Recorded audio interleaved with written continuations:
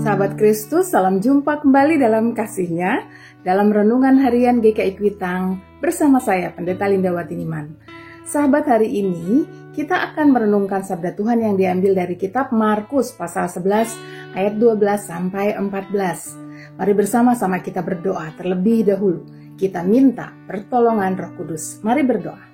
Ya Allah Bapa, terima kasih karena Engkau selalu saja memberikan kami kesempatan untuk menerima sabdamu. Hari ini Tuhan, biarlah kami menggunakan waktu ini untuk kebesaran dan kemuliaan nama-Mu, supaya kami menjadi pengikut-Mu yang setia. Di dalam nama Putra-Mu, Yesus Kristus. Amin. Sahabat, inilah Markus pasal 11 ayat 12 sampai 14. Demikian firman Tuhan.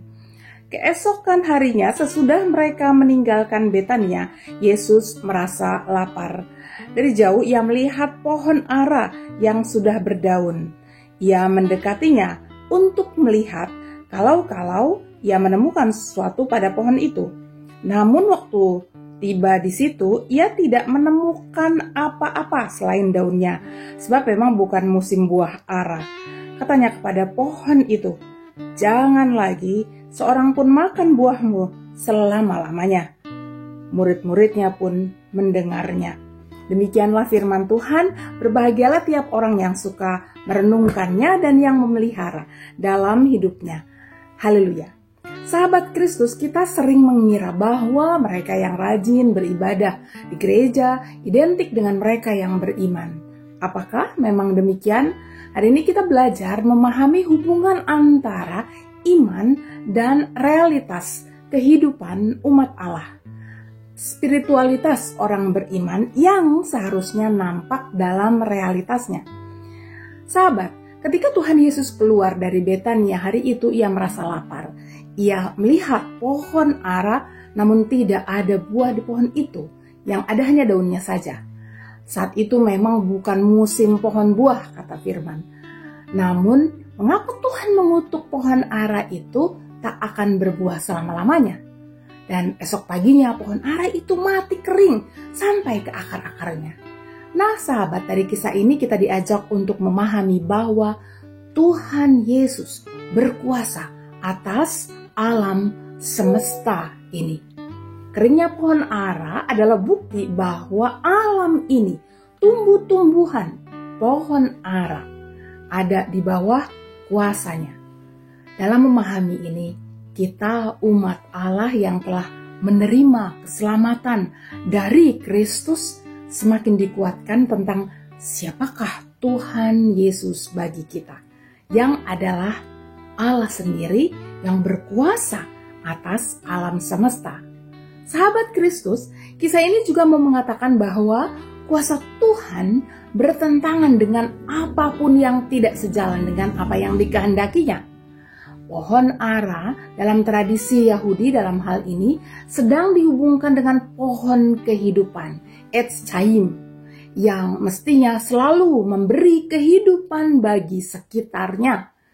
Ia harusnya selalu berbuah tanpa henti jika ia dipandang sebagai pohon kehidupan.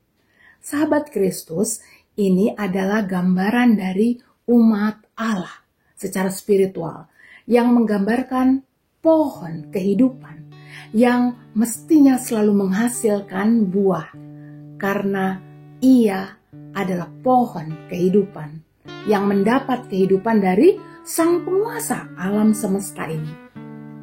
Sahabat Kristus, penguasa alam semesta selalu ada di setiap musim kehidupan. Demikianlah umat Allah percaya bahwa dalam segala musim kehidupan, Tuhan Allah, Sang Penguasa dirinya, ada selalu besertanya. Inilah yang membuat umat Tuhan tetap mengalami kehadiran Tuhan dalam senang dan susah sekalipun. Dan dengan kuasa Tuhan, ia tetap dapat berbuah secara spiritual.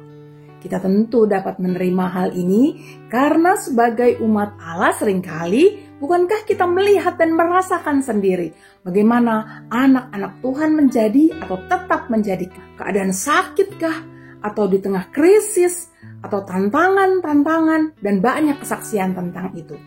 Di sana kita jadi percaya, kita melihat bahwa Tuhan Allah yang Maha Kuasa tidak hanya disembah dan dipuji, juga kasih dan kebaikannya disebarkan atau sama dengan berbuah, dan semua itu dilakukan oleh umat Tuhan pada saat umat mengalami kebaikan, kesenangan, dan kenyamanan. Tidak hanya itu, namun juga pada saat sebaliknya.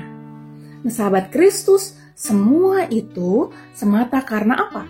Karena umat Allah telah menghayati kebesaran dan kebaikan serta kebijaksanaan Tuhan Allah yang berkuasa, yang telah dan sedang berkarya terus-menerus di dalam kehidupan ini dan kepada seluruh alam semesta. Bagi kita, sahabat umat Allah, adalah sebuah kesempatan berharga dan penuh sukacita untuk terus berbuah dan memberi manfaat bagi kehidupan, karena kita sedang ikut serta dalam pekerjaan Allah di alam semesta ini. Sahabat Kristus, inilah spiritualitas umat Allah, yakni ia terus-menerus mengimani diri sebagai pohon kehidupan yang telah berdiri karena kebaikan dan karena kuasa Allah saja.